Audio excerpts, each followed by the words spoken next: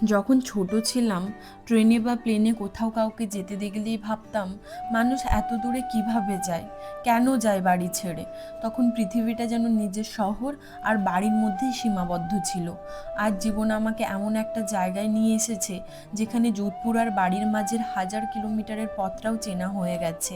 কখনো direct train, কখনো জয়পুর থেকে ফ্লাইট হয়ে, আবার কখনো যোধপুর থেকে ফ্লাইট হয়ে দিল্লি লে ওভার নিয়ে কলকাতা, মানে দমদম এয়ারপোর্ট।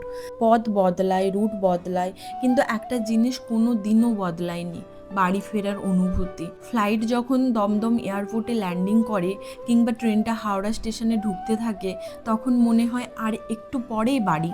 আমার মনে হয় আমরা বড় হই শুধু বয়সে নয়, আমরা বড় হই যখন অচেনা শহরও একসময় নিজের হয়ে যায়।